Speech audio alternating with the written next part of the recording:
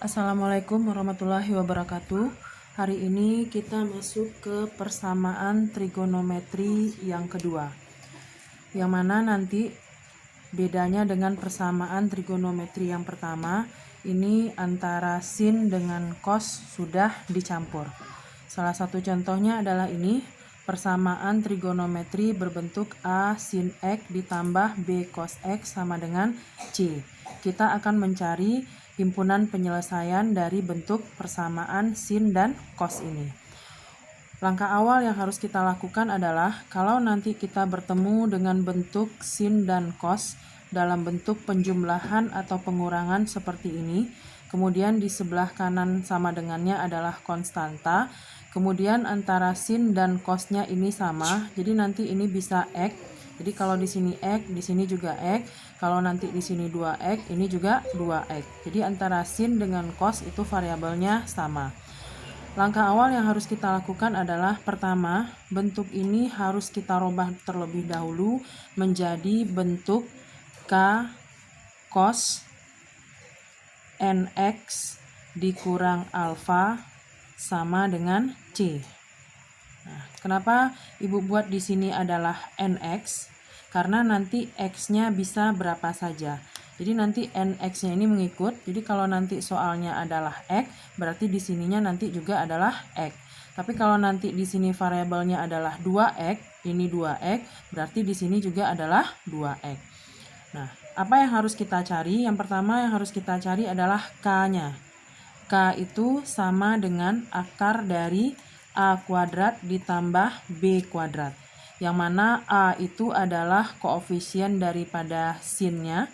Jadi konstanta yang di sebelah sin atau angka yang di sebelah sin. Kemudian B itu adalah angka yang di sebelah cos. Kemudian selain K yang harus kita cari nanti adalah alfanya ini. Nah, alfanya berapa? Alfa itu kita pakai rumus tan, jadi tan alfanya nanti akan sama dengan A per B. Yang mana tadi A itu adalah angka di sebelah sin dan B itu adalah angka di sebelah cos. Jadi kita buat di sini A itu adalah koefisien dari sin. Kemudian B itu adalah koefisien dari cos atau angka di sebelah sin dan cos. Alfa ini nanti akan berupa sudut, jadi yang harus kalian perhatikan nanti adalah tanda dari A dan B ini. Karena nanti A-nya dan B ini bisa positif, bisa negatif. Nah, apa saja kemungkinannya? Kemungkinan pertama adalah sinnya positif, cosnya juga positif. Berarti nanti A-nya positif, B-nya juga positif. Nah, kalau ini terjadi, jadi kalau sin dan cosnya sama-sama positif atau A dan B-nya sama-sama positif, maka nanti sudutnya atau alfanya akan berada di kuadran 1. Jadi alfanya nanti akan berada di kuadran 1. Sedangkan nanti kalau sinnya positif tetapi cosnya negatif, maka nanti alfanya akan berada di kuadran 2. Kemudian kemungkinan ketiganya adalah sinnya negatif, cosnya juga negatif, berarti nanti alfanya berada di kuadran ketiga. Kemudian yang terakhir nanti adalah sinnya negatif, cosnya positif, maka nanti alfanya akan berada di kuadran keempat. Untuk memudahkan mengingatnya, kita bisa memisalkan sin ini dengan sumbu Y-nya, sedangkan cos dengan sumbu X-nya. Nah, jadi kenapa ini bisa positif dan positif? Berarti Y-nya positif, X-nya juga positif. Berarti itu kan di kuadran pertama. Kemudian ini sinnya positif, tadi sin kita anggap Y, jadi Y-nya positif, X-nya negatif. Itu kan berada di kuadran kedua, begitu seterusnya. Nah, untuk lebih jelasnya kita lihat contoh soal berikut ini. Jadi yang kuadran, masih ingat ya, ini kuadran, Ibu tuliskan di sini untuk mengingatkan. Ini sumbu X, ini sumbu Y, ini kuadran 1, ini kuadran 2, ini kuadran 3, dan ini adalah kuadran keempat. Jadi untuk mudah mengingat tabel ini, Y ini boleh kita anggap sebagai sinnya, sedangkan X ini, sumbu X ini kita anggap sebagai cosnya. Sekarang kita lihat contoh soalnya.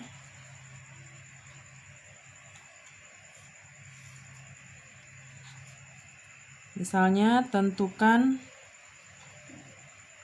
himpunan penyelesaian dari sin X dikurang akar 3 cos X sama dengan 1.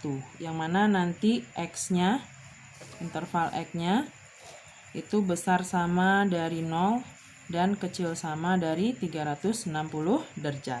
Nah, pertama kita harus merubahnya dulu. Jadi ini bentuknya sama dengan ini ya, bentuk sin dan cos, yang ini dikurang. Jadi tandanya ini nanti bisa macam-macam ya. Jadi bisa nanti ini min dengan min, bisa min dengan plus. Jadi ada 4 kemungkinan sesuai dengan bentuk kuadrannya. Nah, pertama kali yang harus kita lakukan adalah menentukan berapa nilai A, nilai B, dan nilai C-nya. Nah, kita lihat di sini A-nya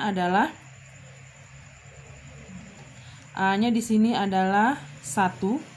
Nah, tadi kan A itu adalah koefisien dari sin. Jadi kita lihat di sini sin, koefisiennya atau angka di depannya ini berapa, kan tidak ada, berarti kita anggap 1. Kemudian B itu adalah koefisien cosnya atau angka di samping cos. Nah, kita lihat di sini angkanya adalah min akar 3. Jadi tandanya di bawah. Jadi B-nya adalah min akar 3. Kemudian C-nya berapa? C-nya adalah 1. Jadi pastikan dulu susunannya seperti ini, sin, cos, baru nanti sama dengan konstanta, baru kita tentukan A, B, dan C-nya. Kalau A, B, dan C-nya sudah ada, berarti kita sudah bisa mencari nilai K-nya dulu. K tadi rumusnya adalah akar dari A kuadrat ditambah B kuadrat. Berarti dari sini kita dapatkan A-nya tadi 1, berarti 1 kuadrat ditambah min akar 3 kuadrat. Jadi dari sini kita dapatkan akar dari 1 tambah 3 ya. Jadi min akar 3 dikuadratkan adalah 3. Berarti ini sama dengan akar dari 4. Akar dari 4 berapa? Adalah 2. Nah, sudah kita dapatkan nilai K-nya. Berikutnya yang kita cari adalah nilai alfanya. Nah, untuk mencari alfanya, bikin di sini saja ya. Untuk mencari alfa tadi kita pakai rumus tan alfa. Berarti tan alfa sama dengan A per B. Berarti tan alfa sama dengan A-nya berapa? A-nya tadi adalah 1 per B-nya adalah min akar 3. Nah, hati-hati sebelum kita mencari sudutnya, tentukan dulu kuadrannya berada di mana. Nah, tadi A itu adalah koefisien dari sin, berarti A-nya positif, kemudian B-nya negatif, berarti cos-nya negatif. Kita lihat pada tabel tadi, kalau dia sinnya positif, cosnya negatif, dia berada di kuadran berapa? Dia berada di kuadran kedua. Ini dia ya. Jadi sinnya positif, cosnya negatif. Berarti alfanya nanti berada di kuadran kedua. Kita bikin keterangan di sini dulu. Alfanya berada di kuadran kedua. Kenapa berada di kuadran kedua? Karena sinnya positif dan cosnya negatif. Kemudian ini kita sederhanakan dulu, karena di tan alfa kan tidak ada 1 per man akar 3. Jadi ini kita rasionalkan.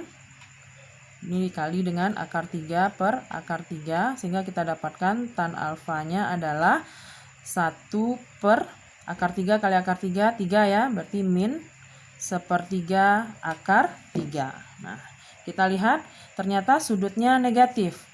Kalau sudutnya negatif berarti dia berada di kuadran berapa tadi? Nah, ini lihat. Jadi ini nanti akan sinkron, dia akan berhubungan.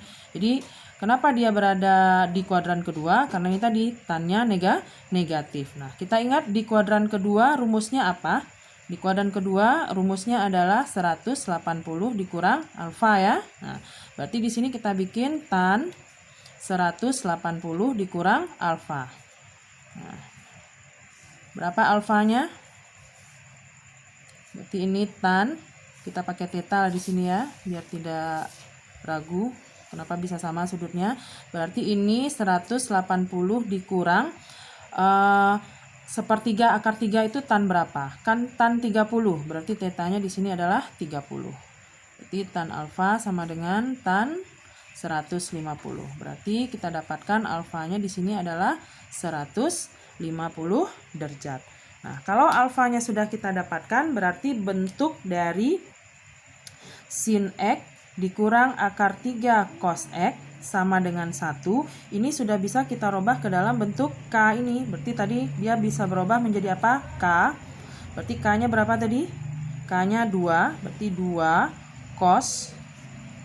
Nah, karena di sini X, berarti ini juga X dikurang alfa. Berapa alfanya kita dapatkan tadi? 150 derajat sama dengan 1. Kalau dia sudah berubah menjadi bentuk cos seperti ini, untuk selanjutnya cara mengerjakannya sama seperti cara mengerjakan persamaan trigonometri yang pertama. Jadi tambahannya cuman adalah merubah bentuk ini ke dalam bentuk ini. Itu saja tambahannya. Selanjutnya kita kerjakan seperti persamaan trigonometri yang pertama. Berarti ini cos X kurang 150 derajat sama dengan 1/2. Berarti ini cos X kurang 150 derajat sama dengan cos berapa yang setengah? Cos yang setengah adalah cos 60. Berarti cosnya boleh kita coret. Berarti jadinya adalah yang pertama, ingat ada dua ya rumusnya. Yang pertama adalah X kurang 150 derajat sama dengan 60 ditambah K kali 360 derajat. Dan yang keduanya apa? Yang keduanya adalah X kurang 150 derajat. Rumus cos yang kedua apa? 360 dikurang alfanya 60 ditambah 300 K kali 360 derajat. Sehingga nanti ini X kurang 150 sama dengan 300 ditambah K kali 360 derajat. Selanjutnya yang rumus 1 dengan rumus 2 tinggal kita masukkan nilai K-nya sehingga kita dapatkan himpunan penyelesaiannya. Kita lanjutkan. Tadi sudah kita dapatkan rumus dari cos itu ada dua buah tadi. Yang pertama ini, berarti selanjutnya seperti biasa kita masukkan nilai K-nya. Ini kita pindahkan dulu, berarti ini 60 tambah 150 derajat tambah K kali 360 derajat, berarti X sama dengan ini 210 derajat tambah K kali 360 derajat. Berarti nilai X yang bisa di sini cuman satu buah ya. 210 derajat, yaitu untuk K sama dengan 0. Untuk K sama dengan 1 ini tidak memenuhi lagi karena intervalnya tadi hanya sampai 360 derajat. Kemudian kita lanjutkan yang kedua. Yang kedua tadi kita dapatkan rumusnya adalah X kurang 150 derajat sama dengan 300 ditambah K kali 360 derajat. Jadi ini sama dengan 300 ditambah 150 derajat ditambah K kali 360 derajat. Jadi X sama dengan 450 derajat ditambah K kali 360 derajat. Nah, berapakah nilai X yang bisa kita dapatkan di sini? Nah, biasanya kita kan mencoba K sama dengan 0. Nah, kalau untuk K sama dengan 0 jelas ini tidak masuk. Jadi K sama dengan 0 berarti jadinya 450 derajat. Sekarang kita coba untuk K sama dengan min 1. Jadi K itu boleh negatif, tidak harus positif asalkan nanti dia memenuhi X-nya. Berarti X sama dengan 450 derajat ditambah min 1 dikali 360 derajat. Berarti kita dapatkan 450 dikurang 360 derajat sehingga X yang kita dapatkan adalah 90 derajat. Jadi 90 derajat apakah masuk ke dalam interval? Masuk. Berarti ini adalah himpunan penyelesaiannya. Berarti dari sini bisa kita simpulkan himpunan penyelesaian dari soal kita yang tadi itu ada dua buah, yaitu 210 derajat dan 90 derajat. Oke anak-anak ibu harapkan kalian mengerti dengan materi ini karena materi ini hampir sama seperti materi persamaan trigonometri yang pertama. Bedanya hanya kalian merubah bentuk A sin X tambah B cos X ini terlebih dulu dirubah ke dalam bentuk K cos NX dikurang alfa sama dengan C. Kalau sudah berubah selanjutnya sama seperti persamaan trigonometri kita yang pertama. Terima kasih. Assalamualaikum warahmatullahi wabarakatuh.